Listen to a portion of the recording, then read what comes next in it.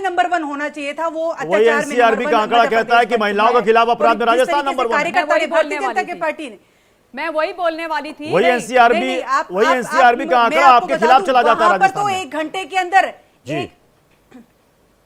बोलिए बोलिए बोलिए। नहीं, आपको मैं बता दूं, वहां पर 1 घंटे के अंदर अंदर कार्रवाई होती है। आप ये बताइए 1 घंटे के अंदर कार्रवाई हो जाती है, यहाँ बताइए मध्य प्रदेश में वो जो कार्यकर्ता थे, बच्चे के सामने, राजस्थान की नाबालिग बच्चे के सामने माँ का गैंगरेप हो जाता है और लड़की हूँ लड़ सकती हूँ वाले दिखाई नहीं देती है, मोहब्बत की दुकान वाले दिखाई नहीं देते हैं, रेपिस्ट पकड़े नहीं जाते हैं। और जब रेप की बात की जाती है, एनसीआरबी का डेटा कहता है कि नंबर 1 है राजस्थान व्याभिचार दुराचार महिलाओं के खिलाफ होने के मामले में। तो राजस्थान के कांग्रेसी राजसी लोग कहते हैं ये तो मर्दों का प्रदेश है। अरे शर्म आनी चाहिए आपको इस सोच पर, और आप महिला होकर के उनका साथ दे रही हैं। मतलब दुराचार व्याभिचार होंगे तो वो मर्दों का प्रदेश कहलाएगा, वो मर्दों का प्रदेश कहलाएगा।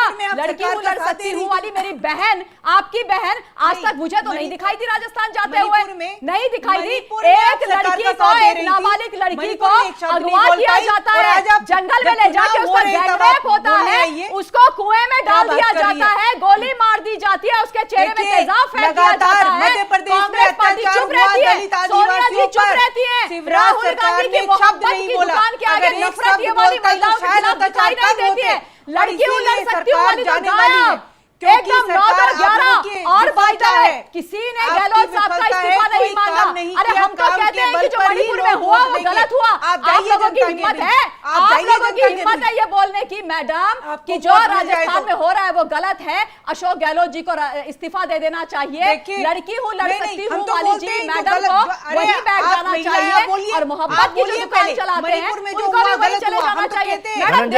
मैडम बात कीजिए, मैं बीजेपी रुक कर रहा हूं, रिटॉरिक मत कीजिए। अरे हम तो स्वीकार करते हैं, धनंजय गिरी जी पे बात कीजिए। आप काम कर रही हैं कुछ विकास के नाम पर। अरे मैडम ये मुंह और मसूर की दाल मत सुनाइए, आप रहने दीजिए डॉक्टर मैडम, रहने दीजिए। धनंजय गिरी जी, आपने इतने हेवीवेट उम्मीदवारों को उतार दिया चुनावी मैदान में, अगर ये सब हार गए चुनाव, मैं अगर लगा रहा हूं, देखिए कुछ भी हो सकता है, जीत या हार, चुनाव है, कुछ भी हो सकता है। अगर ये हार गए तो इसकी जिम्मेदारी या ठीकरा किसके साथ?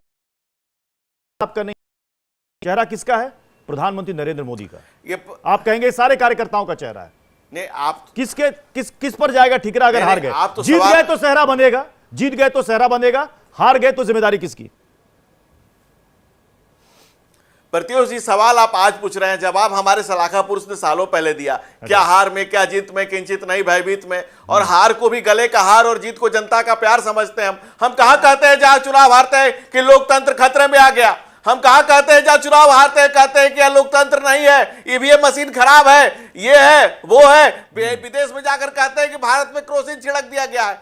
हम लोकतंत्र में सर झुकाना पड़ता है जनता के कदमों में। सियासत में ही हाथ सरदारी नहीं आती। जनता के प्यार, जनता के विश्वास, जनता के लिए किए गए कार्य, जन मन से इस गण का गणतंत्र लोकतंत्र को महान बनाते नरेंद्र नरोमेंद्र होते।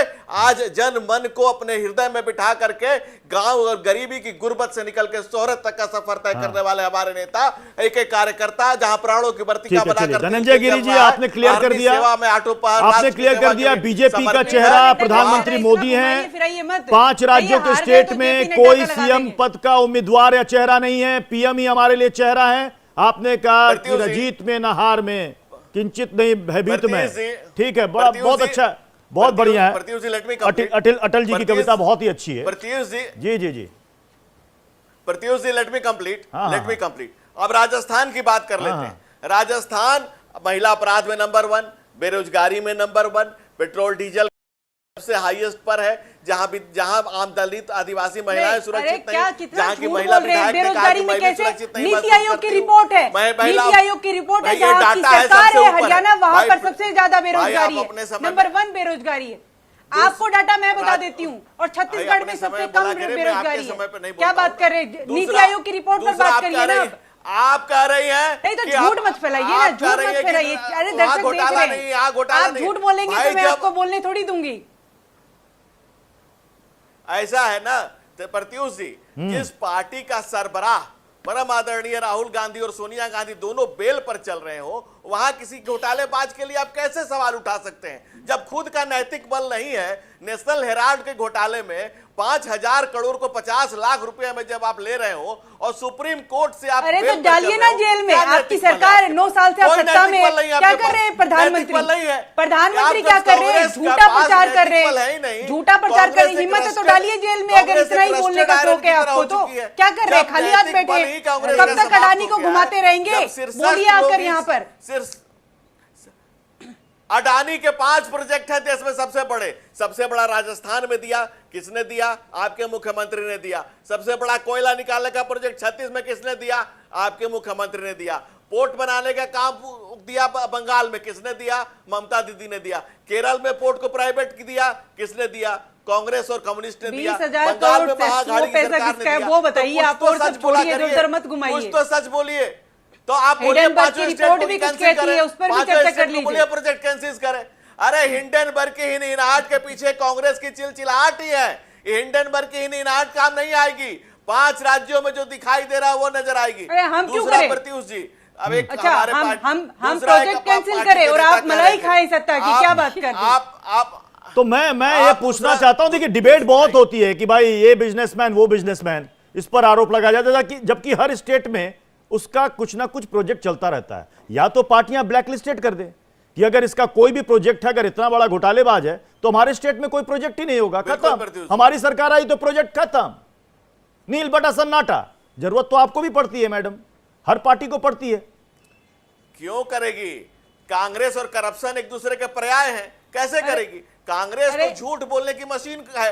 कांग्रेस का काम है झूठे आरोप लगाना और माफी मांगना। राहुल गांधी जी सुप्रीम कोर्ट में माफी मांग चुके हैं राफेल वाले केस में।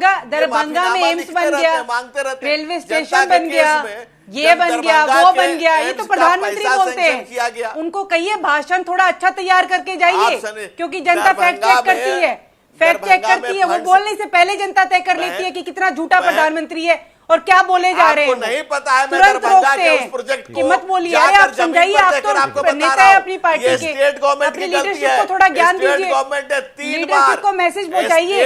अरे आप थोड़ा ज्ञान हमसे ले लीजिए टीना जी, आप थोड़ा ज्ञान हमसे ले लीजिए बहन, हमसे थोड़ा ज्ञान ले लीजिए, आपके काम आएगा। अरे आप सरकार में, हमें आपके ज्ञान की जरूरत नहीं है। आप सरकार में है, आप अपनी रिसर्च टीम स्ट्रॉन्ग बनवाइए। भाषण देने जाइए तो थोड़ा जनता के बीच। मैं आ रहा हूं मनोज यादव आपके पास, इंटेलिजेंट लोग सुन रहे हैं उनको। ममता काले, मैं बस दूसरा प्रत्युष जी, एक सेकंड मैं आ रहा हूं।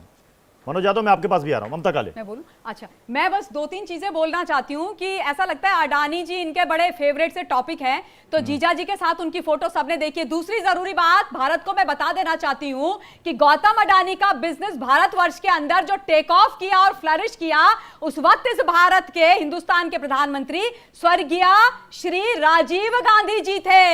ये याद रखिए, ये गौतम अडानी 2014 में मोदी जी के आने के बाद नहीं बने बिजनेसमैन, और ना उन्होंने तब अपना बिजनेस शुरू करा, राजीव गांधी जी के समय से है। और मोहतरमा, डेटा आप उससे ले लीजिए, क्योंकि आपके पास कोई डेटा नहीं होता है, आप सिर्फ रिटॉरिक फेंकती है। तो सच बोलने की हिम्मत रखिए, सच बोलने की हिम्मत रखिए। अडानी सबसे बड़ी बात, हिंडनबर्ग की रिपोर्ट जेपीसी बिठाइए था, तो ये नहीं पाएंगे। ये भी मोदी जी बोलिए ना, स्पेशल सेशन करवाते अडानी पर। अरे ईश्वर से डरिए, अरे ईश्वर से डरिए। अरे इतना झूठ बोलेंगे आप? अरे जनता देख रही है, अरे देश देख रहा है, मध्य प्रदेश भी देख रहा है। हमें देखो, अरे जनता देख रही, तभी आपको कर्नाटक में क्या हाल किया, कर्नाटक में क्या हाल किया जनता ने। बजरंग दल और बजरंग बली बहुत किया था। हमने नहीं बोला, ऐसी गदा से घुमा के मारा है ना आप लोगों को, ऐसी गदा से घुमा के मारा है, आप बोल नहीं पाई और कोई बोल नहीं पाएगा। आगे आप मध्य प्रदेश के चुनाव में देख लीजिए, राजस्थान के चुनाव में देख लीजिए, राजनीति से राजनीति से हिलने लगी। मनोज यादव जी, इंडिया गठबंधन इस बार चुनाव जीतेगा। आप लोगों का यह दावा है कि हम लोग मिलजुल कर एक साथ बीजेपी को 0 पर ले आएंगे। लेकिन अब यह देखिए कि पंजाब में क्या हो रहा है, खबर आपने भी देखी होगी। वहां पर बाजवा साहब कह रहे हैं कि 32 एमएलए हमारे संपर्क में हैं। आम आदमी पार्टी कह रही है कि देख लीजिए कांग्रेस का चरित्र, सरकार गिराने की कोशिश की जा रही है, तोड़फोड़ की कोशिश की जा रही है। चल क्या रहा है ये? नहीं, निश्चय ही इंडिया गठबंधन के तहत पंजाब में और दिल्ली में तमाम सारे ऐसे बयान आए जो गठबंधन के पक्ष में और हित में नहीं है।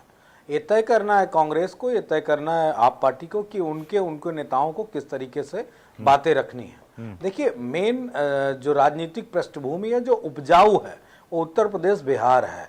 उत्तर प्रदेश बिहार को लेकर हमने शिकंजा कस लिया 120 सीटों पे, और हम बिल्कुल भी मौजूदा सत्ता के जो सदस्य हैं जितने, उनसे आधे से आधा भी करने के पूरा प्रयत्न करते हैं। सीट शेयरिंग तय हो गई। एक बात अभी हमारी ममता जी ने कही, रुकिए, अरे सब कुछ हो जाएगा। ममता जी ने अभी बात उत्तर प्रदेश का हवाला दिया कि बड़ी अच्छी लॉ एंड ऑर्डर है और बड़ी अच्छी व्यवस्था है।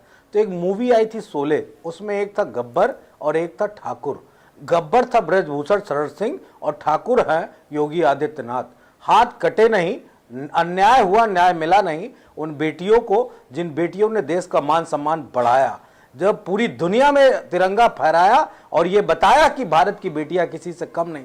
लेकिन वो गब्बर सरीखा इनका सांसद जिसका नाम ब्रजभूषण शरण सिंह है, ठाकुर सरीखे मुख्यमंत्री ने उनके हाथ भी नहीं काटे। हाथ काटना छोड़ो, हाथ बांध के उनको जेल में भी नहीं डाला, कोई बुलडोजर भी नहीं चलाया। इतना हवाला दे दिया राजस्थान का, समय कम लगा मुझे, समय कम है, इसका जवाब मैं लेता हूं। काम हो जाता अगर गब्बर और ठाकुर की लड़ाई उत्तर प्रदेश में हो जाती। आप लोगों को, आपके लिए भी एक सुन लीजिए ना मनोज जी, मेरे तरफ से भी सुन लीजिए। तुम्हारे आप लोगों की जो राजनीति है उसके लिए ये कि बाजुओं में दम नहीं, बाजुओं में दम नहीं, पर हम किसी से कम नहीं। अरे बिठा दिया आपको जनता ने घर में, धनंजय गिरी बोलते रहते हैं। धनंजय गिरी, गब्बर के हाथ काट ले, सियानी बिल्ली उन हाथों से गब्बर आपके जो बड़े बड़े आप लोगों ने धनंजय गिरी जवाब, धनंजय गिरी महसूस हुआ ना कि गब्बर के हाथ कैसे मासूम बेटियों कैसे परेशानी करते हैं, नहीं समझ में आए।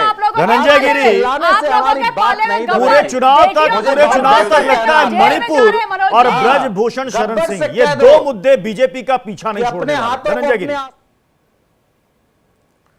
देखिए, अब ऐसा है ना, उत्तर प्रदेश में एक दलित महिला बहन मायावती के साथ जिन लोगों ने दुष्कर्म करने की, उनको जलाने की, मारने की कोशिश की, भाजपा के कार्यकर्ताओं ने जान की, प्राण की का आहुति देकर के उनको बचाया। और इसको अदम गोडवी ने कहा है कि पक्के समाजवादी है, तस्कर हो या डकैत। कितना असर है खादी के उजले लिबास में। और वो दिखे आपको क्या कर रहे हैं कि सत्ता के कारण, सत्ता में इसलिए सोए हुए हैं, सत्ता आएगी हम शेर हो जाएंगे, आदम खो रहे हैं हम लोग, लेकिन सत्ता के कारण सोए हुए हैं। योगी है, योगी के डर से, मोदी के डर से खाल में रुके हुए हैं। आदमखोर आज 2024 से पहले 23 का दंगल, और देखिए 23 के दंगल में कितनी गर्माहट आ गई है। अब ये दाव हिट होगा या चित होगा, ये जनता तय करेगी। बहरहाल बहुत बहुत शुक्रिया आप सभी मेहमानों का हमारे साथ सबका हिसाब होगा में जुड़ने के लिए।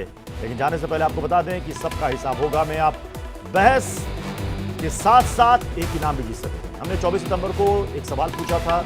लकी विजेता अजय कुमार चौधरी मुजफ्फरपुर बिहार, नरेश पटेल सूरत गुजरात से। आप दोनों को मिलेगी एक शानदार घड़ी। तो हर दिन ठीक शाम 5:55 पर इंडिया डेली लाइव पर हमसे जुड़िए।